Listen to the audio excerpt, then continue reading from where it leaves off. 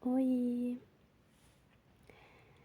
Então, gente, eu vou falar sobre doenças neurológicas e doenças cardíacas também. Então, as primeiras doenças que a gente estudou foi AVE e coma. No caso, o AVE, ele é o acidente vascular encefálico e ele acontece quando o oxigênio que o sangue leva e os nutrientes não chega em determinadas áreas do cérebro e acaba tendo morte de algumas partes do cérebro. E isso ocorre porque ou tem um entupimento ali dos vasos por algum tipo de placa de gordura, coisa assim, ou quando tem uma ruptura, quando tem um coágulo.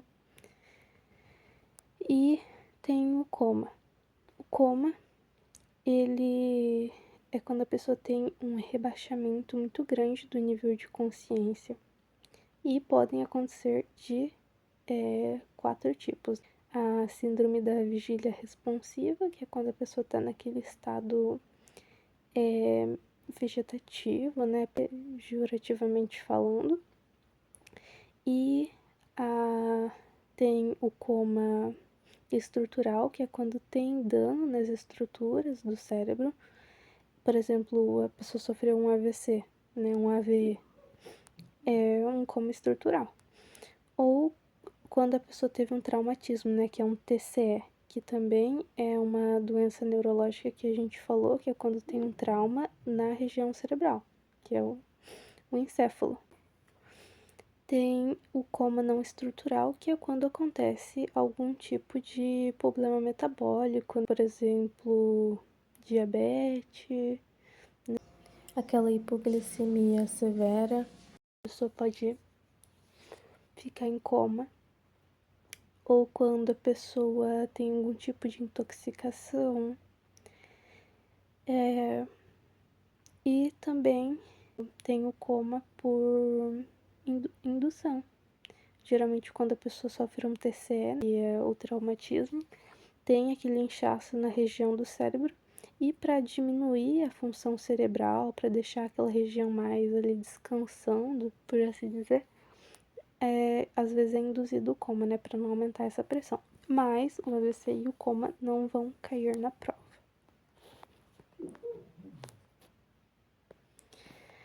Agora, falando um pouco sobre convulsão. Convulsão também chamada de icto, que é quando ocorre uma excitação da camada externa do cérebro. Aqui tá escrito errado, tá? É uma excitação da camada externa do cérebro e o aumento excessivo da atividade elétrica. Então, ocorre o quê? Uma contração involuntária das musculaturas por conta dessa excitação da camada externa do cérebro, esse aumento de atividade. Então, a pessoa vai começar a ter contração involuntárias e movimentos desordenados. Isso que é convulsão, que é a mesma coisa que icto. Agora, quais que são as causas? A pessoa pode ter por uma causa de uma hemorragia, de uma intoxicação por químicos, por drogas, né? Sejam elas drogas lícitas ou ilícitas. Hipóxia cerebral, febre e efeito colateral de medicamentos e doenças como epilepsia, tétano, meningite, encefalite, tumores cerebrais. E quais que são os sinais e os sintomas? Alguns dos sinais são espasmos musculares incontroláveis, né, que isso é típico de uma convulsão, cianose labial, que é quando os lábios ficam com uma cor arroxeada, azulada, que significa que teve diminuição da oxigenação para as extremidades. Salivação abundante, que o termo técnico é cialorreia, e perda de consciência. E qual que é a assistência de enfermagem durante uma crise convulsiva? Primeiramente, reconhecer a crise convulsiva, marcar o horário, o início e o fim, manter as vias aéreas pérvias, então não deixar o paciente ficar com aquele pescoço abaixado, assim, lateralizar durante a convulsão para não ter broncoaspiração. E se tiver com algum objeto na boca, né, aqui ó, retirar próteses e aparelhos e avaliar o risco de mordida. Se você vê que não tem como tirar aquele objeto, porque você vai levar uma mordida, aí não tem o que fazer. E aspiração de vias aéreas superior, conforme prescrição médica ou protocolo. Então, vai ter essa aspiração, principalmente também por causa da cialorrelivação excessiva. Puncionar acesso calibroso, medidas de prevenção de queda, pausar a dieta imediatamente se o paciente tiver o uso da dieta e reconhecer as medicações, né? Cuidados na administração, diluição e anticonvulsivantes. E qual que é a assistência de enfermagem pós-ictal? É a monitorização multiparâmetros contínua, né, e rigorosa, verificar os sinais vitais de 2 em 2 horas, né, sempre que necessário, observar constantemente o nível de consciência, cuidados de higiene e conforto, porque como tem durante a fase da convulsão vai ter o relaxamento muscular, então provavelmente a pessoa vai ter continência urinária ou fecal, então muito importante. Elevar a cabeceira a 30 graus, principalmente também por causa do risco de broncoaspiração. Atenção à prescrição de dieta e jejum, medidas de prevenção de quedas, grades elevadas e rotinas de exames, imagens e laboratoriais.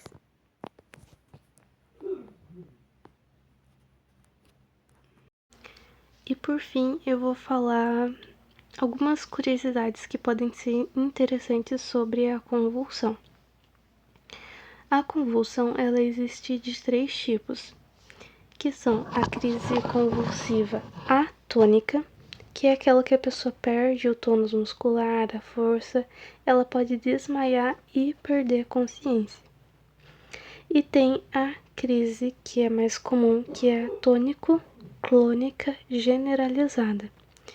Ela é a mais comum, geralmente a pessoa cai no chão, fica com muita rigidez muscular, aquelas contrações involuntárias, os grunhidos, e no final, no momento pós-ictal, ela fica com sonolência e cansaço. O terceiro tipo de convulsão é a crise de ausência. Ela é menos falada e é quase imperceptível. A pessoa fica com o olhar fixo, parece que está meio que fora do ar e fica com as pupilas dilatadas. É um tipo bem diferente de convulsão. E outra coisa muito importante é que a epilepsia ela é diferente da convulsão. A epilepsia é uma doença cerebral crônica, na qual um dos sintomas são convulsões, né? A pessoa tem muitas convulsões. Mas, a convulsão, ela pode ser uma crise convulsiva isolada por conta de alguma doença, por exemplo, uma meningite, uma encefalite, ou uma hemorragia, uma intoxicação exógena. Agora falando um pouco da síncope. A síncope é o que a gente conhece como desmaio. É a perda transitória da consciência secundária à hipoperfusão cerebral transitória. Então, o que acontece? A pessoa, por algum motivo, o cérebro dela fica com pouca oxigenação e dá uma pane. A pessoa ela vai desligar, né, como um recurso de defesa. Então, o que acontece? Essa hipoperfusão é essa baixa oxigenação no cérebro. Então, o sangue não chega direito no cérebro, não leva o oxigênio e a pessoa ela tem essa perda de consciência que é transitória. E quais que são os fatores a mudança de posição repentina, que é de supino, que é de deitada de barriga para cima, sentada ou ortostase. Ou seja, se você tá deitada, sentou rápido ou levantou rápido, pode ter ali uma síncope. Ortostase é aquela posição normal, de pé. Ou um evento precipitante, um momento que você teve uma emoção muito forte, dor, ou fatores ambientais, por exemplo, o calor, um dia muito quente, faz aquela vasoconstrição e a sua pressão cai super. Por causa desse calor, você pode ter uma síncope. Quais que são os sinais e sintomas? Náusea, tontura, palidez cutânea, que é aquela pele esbranquiçada, incontinência urinária e fecal na hora da síncope e o relaxamento muscular. E agora falando de doenças cardíacas, uma das principais doenças cardíacas é a insuficiência cardíaca, que é IC, que ela ocorre quando o coração não consegue bombear o sangue adequadamente. Essa doença a gente já estudou, né? Já fez a prova. E agora tem a angina, né? A angina pectoris, que é aquela dor no peito temporária, aquela sensação de pressão e ocorre quando o músculo cardíaco não recebe o oxigênio suficiente. Então é aquela dor muito forte no peito, a dor precordial intensa. E ela não necessariamente é uma doença cardíaca, mas ela pode ser um sinal, um sintoma muito importante de uma doença cardíaca. E quais que são os sintomas da angina? Dor no peito, no braço, no maxilar ou no pescoço, principalmente no lado esquerdo. Sensação de queimação no peito, fadiga, aquele cansaço, sudorese, que é o suor em excesso, tontura, náusea, sensação de indigestão, né? Aquela sensação de dor no estômago, aquela dor hipogástrica, dispneia, que é dificuldade de respirar, e taquicardia, que é aquele coração muito acelerado. Nas mulheres, vale ressaltar que a angina ela pode surgir de forma mais atípica, né? De forma mais anormal, como uma sensação de queimação nas costas ou nos ombros. Então é muito importante se atentar.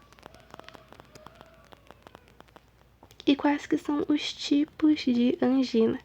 Tem a angina noturna, que o nome já diz por si só, é aquela que aparece à noite, até mesmo durante o sono. A angina de decúbito, que é quando você sente aquela dor intensa no momento de mudança de decúbito, né? Na hora que você tá sentada e levanta, naquele momento que você tá deitada e daí levanta ou senta.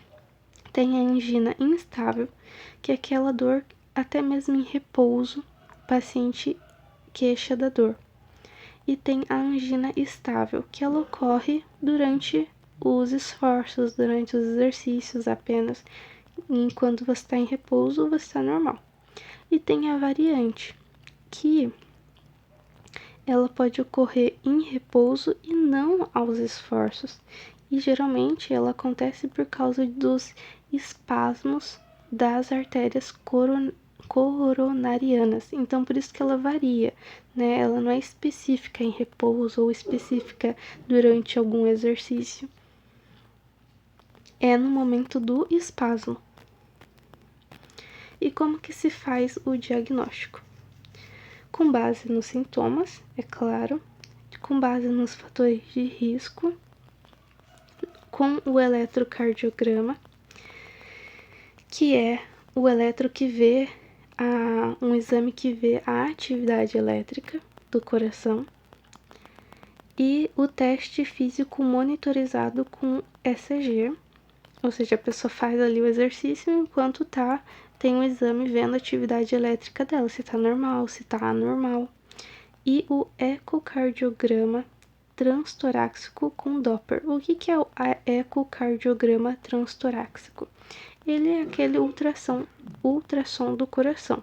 E daí quando ele é com o Doppler faz ver os fluidos e o movimento, né, aquela força de ejeção do coração. E daí tem a angiografia coronariana, que é exame para ver como que tá os vasos daquela região coronariana, né, se tem algum tipo de obstrução, que daí eles colocam um contraste e vão ver exatamente aonde que tem uma obstrução na artéria, nos vasos. E a ressonância magnética, que é um exame de imagem muito bom. E quais que são os cuidados, né? Assistência de enfermagem, monitorização cardíaca, realizar o eletrocardiograma, né, conforme o protocolo ou a prescrição, puncionar um acesso calibroso, avaliar a escala de dor e conhecer a analgesia, observar o nível de consciência, alterações, né, anotar e comunicar, prevenir quedas, prevenir lesões, observar a prescrição de dieta e conhecer dispositivos de oxigenoterapia e ofertar se necessário. Agora sobre o infarto agudo do miocárdio, que é conhecido como IAM. Geralmente ocorre quando um coágulo ou trombo bloqueia o fluxo sanguíneo do coração. Então, quando alguma parte do coração não recebe sangue o suficiente pelas artérias ali coronarianas, o tecido do coração, né, começa a morrer.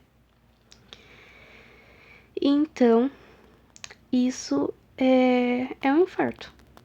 E qual que é a principal causa desse infarto, né? Qual que é a principal causa desse fluxo sanguíneo interrompido, bloqueado?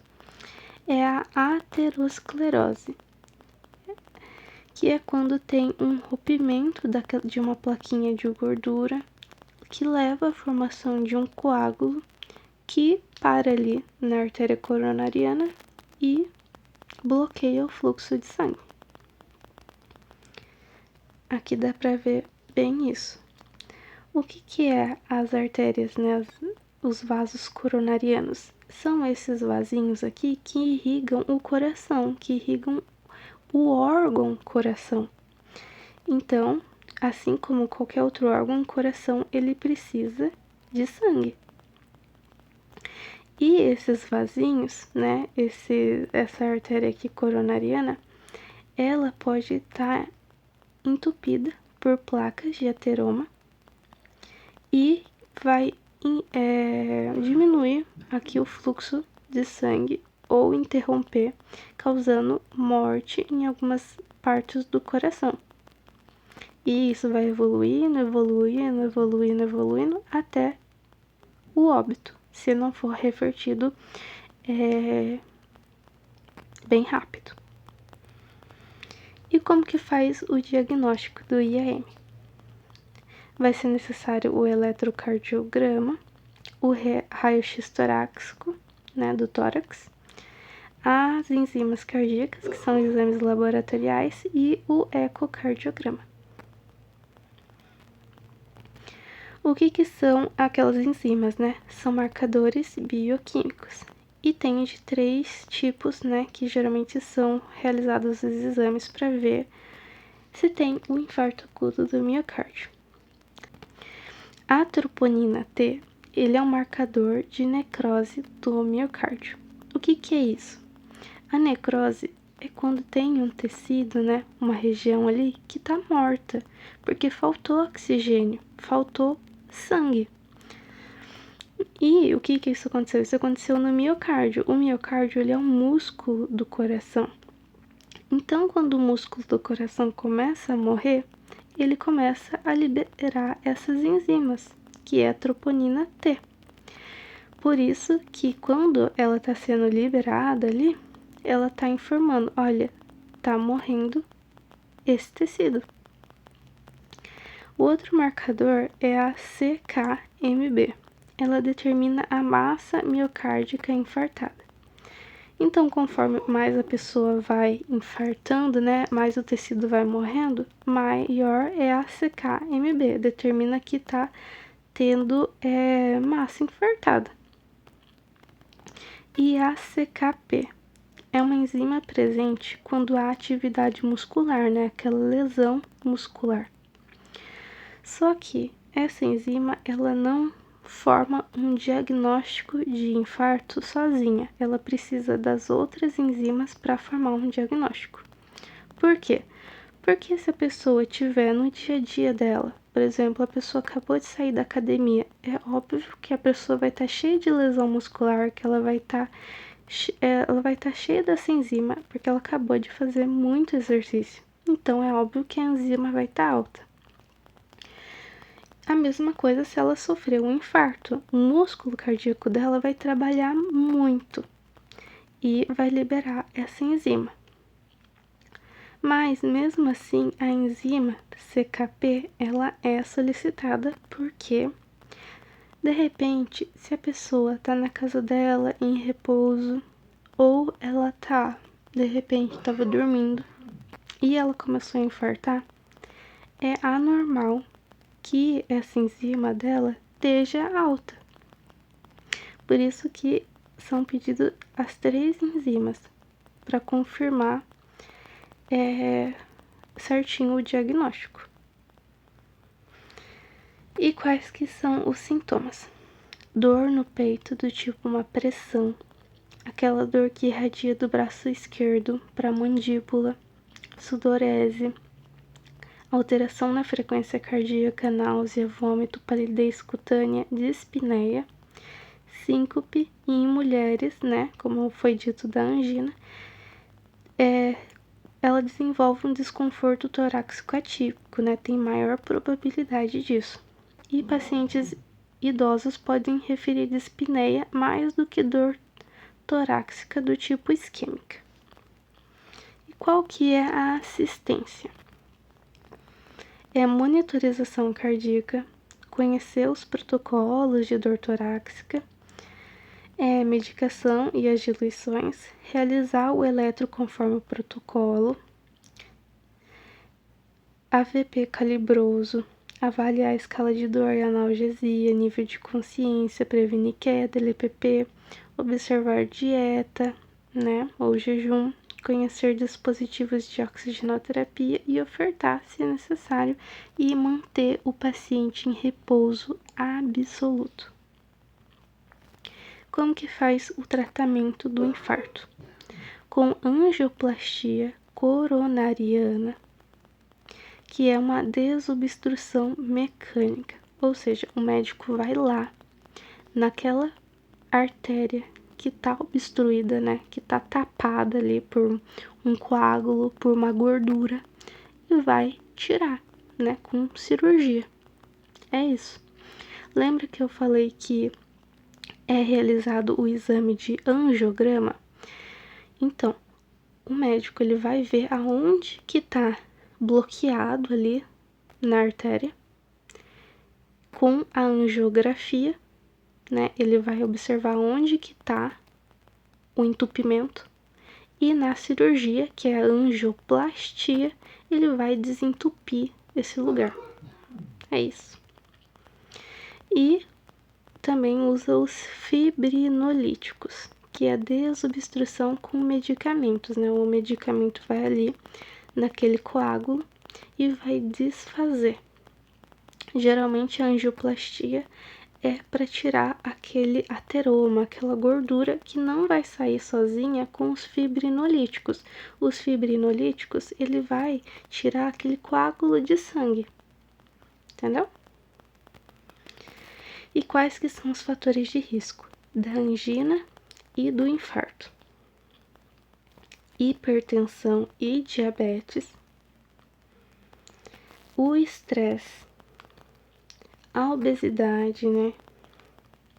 O tabagismo, a insuficiência cardíaca ou doenças cardíacas, dislipidemia, que são problemas com colesterol, né, com aquela gordura que favorece aquela formação de placa de ateroma. E um histórico familiar ou hereditariedade. E a idade. Idade avançada, né? E bons estudos, boa prova para todo mundo, tá? Beijo.